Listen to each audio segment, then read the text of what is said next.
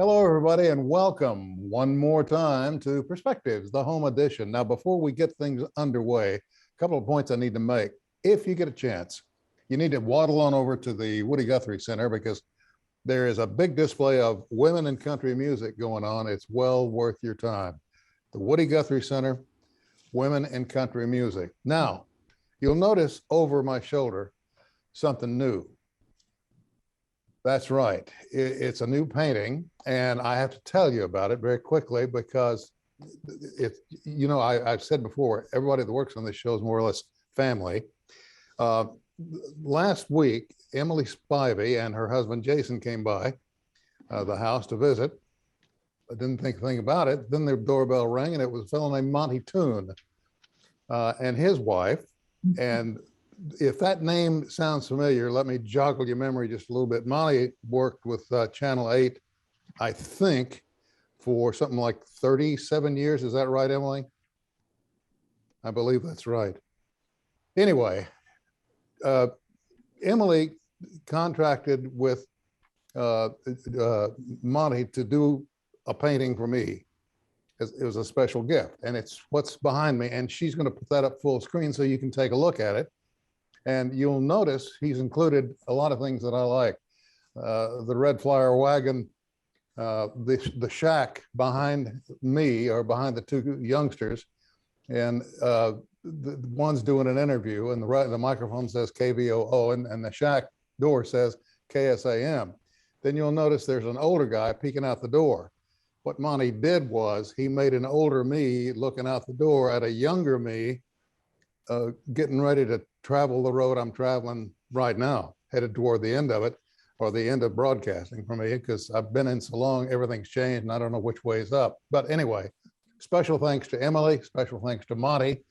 It's a wonderful piece, and I'm thrilled to have it.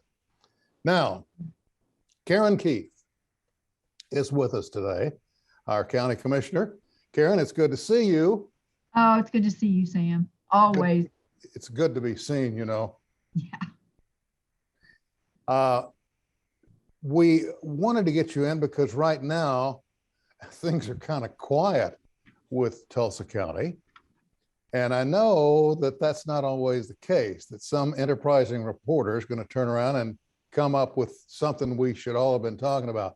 What's going on with Tulsa County? Anything special we need to know about?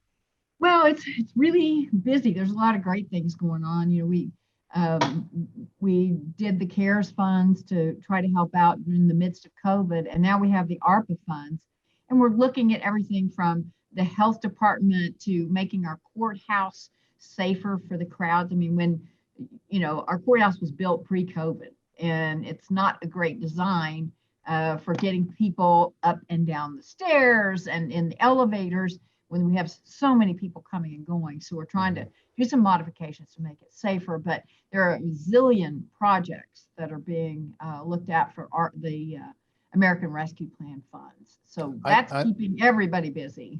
I know that you're one of the champions urging people to mask up, get vaccinated.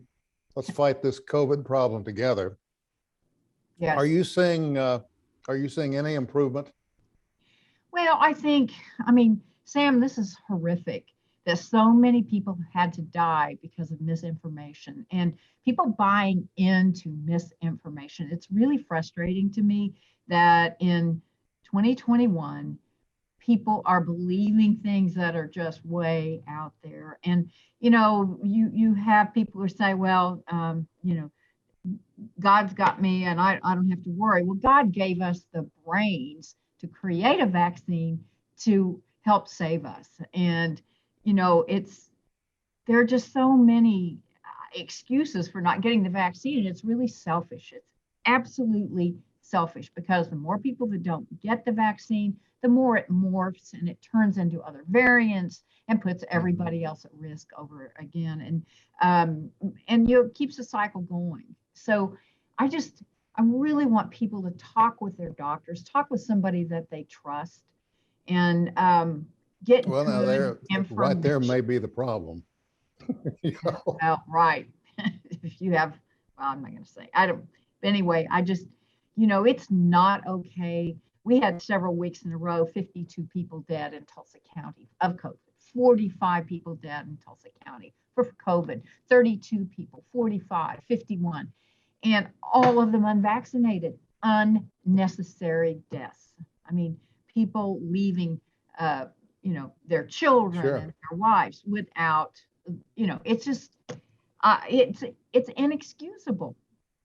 I just think people really need to take a deep look inside and recognize that we have an opportunity to get past this pandemic and not make it worse every year and year following. Just be smart. That's all I ask. Well, it would be funny if it weren't so sad that some of the mentality that's out there is government not going to tell me what to do. Well, they did it with smallpox, and you don't seem to be upset about that. And they eradicated smallpox because they told you what to do. Yeah. What's the hang up here? Is it I don't because know. You've got to wear, the government tells you, you've got to wear a seatbelt. Yeah. You've got to get insurance to drive your car. Yeah, and you've got to go with a speed limit.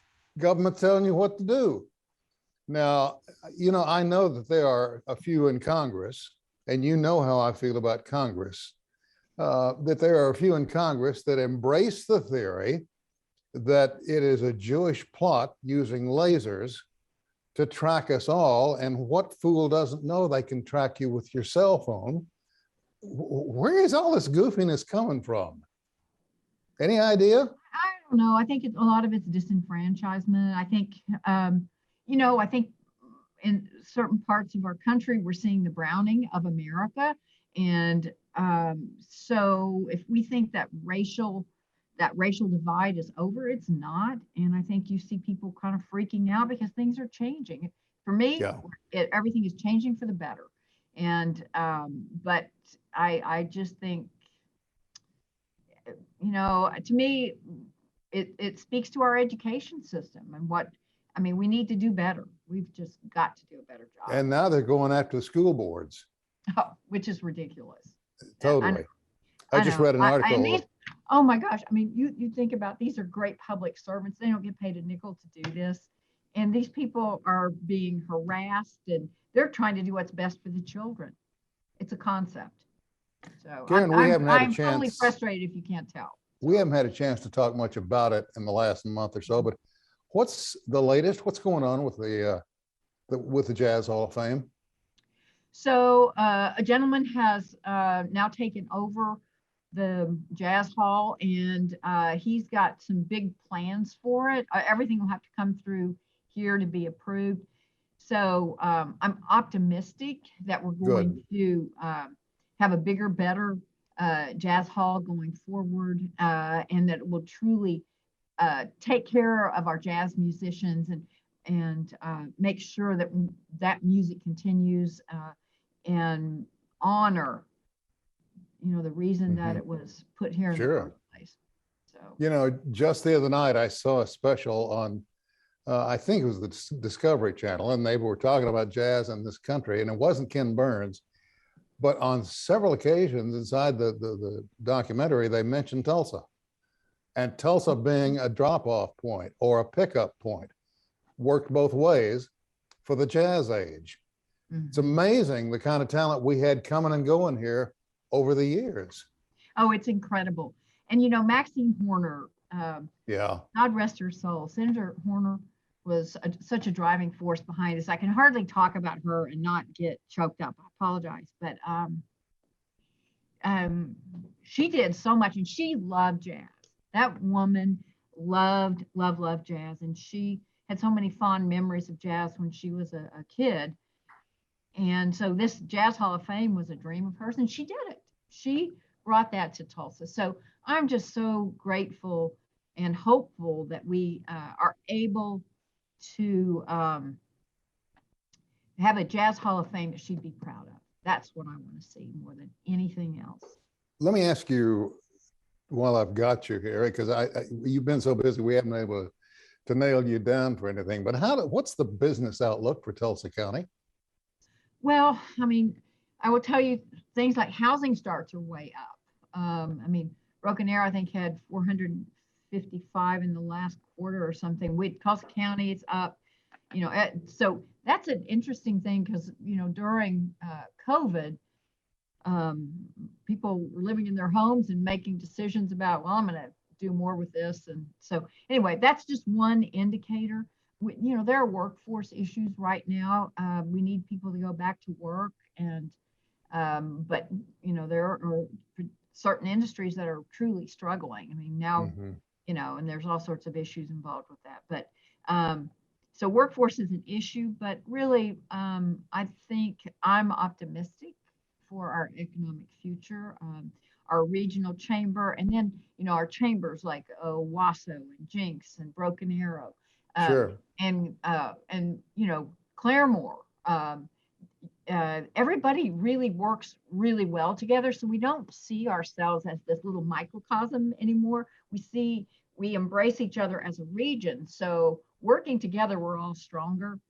And so I'm really optimistic about the region. And there's some great things going on at the Mid-America Park, and those are ways that we can all build other jobs because we're pretty close. If somebody wants to live in Claremore or Tulsa and commute, they can do that. And so I'm just happy that the region has figured out how important it is that we're not trying to take this piece from here and this piece from here, Sure. but Sure. instead we're all kind of working around the satellite, saying which piece, who's most compatible to do this and accomplish it and make the region stronger. And we're so much better off with that mentality.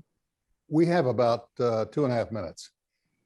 In that 2.5 minutes, I want you to address something that I'm hearing sporadic reports about, the opioid crisis.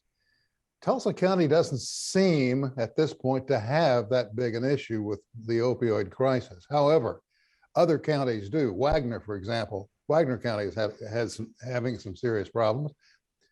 Is it because the economy is stronger here? Sam, I don't have a lot of stats on that, but I think, yeah, I mean, it's definitely an issue here. The district attorney could talk to you about that. We have our issues with meth and meth labs and those things. So, I mean, it's just an issue. But that's a better topic probably for the DA. But can I jump on something? You've got Bob Sure. Will right behind you over your shoulder there. Sure. And it just reminds me, we're doing OK Pop right across the street from Kane's Ballroom. That's and we right. have Bob Will's old bus, and it's being refurbished.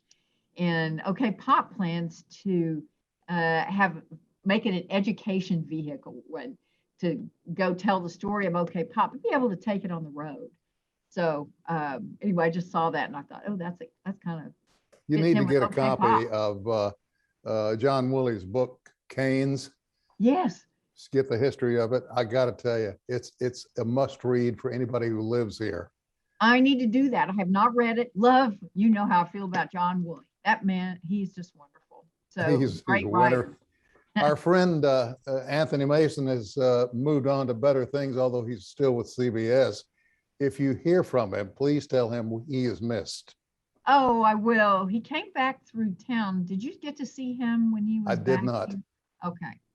Well, yeah, he's doing great. He's a rock star. He's an incredibly good reporter, good writer, good anchor. He's just such a nice guy too. Yeah, he is. So yeah. You Hey, wouldn't Commissioner, know that thanks. it was anything different from Anthony when he was here. Thanks for giving us some time. We are very grateful to you for it. And I'm glad there are no major negative issues in Tulsa County. And we appreciate your showing that up for us. All right. Yeah. Yep. Thank you, Sam. Take care. I will. And you too. All right. All right. See ya. All right, On. We're going to take a short break. We'll be back with more right after this.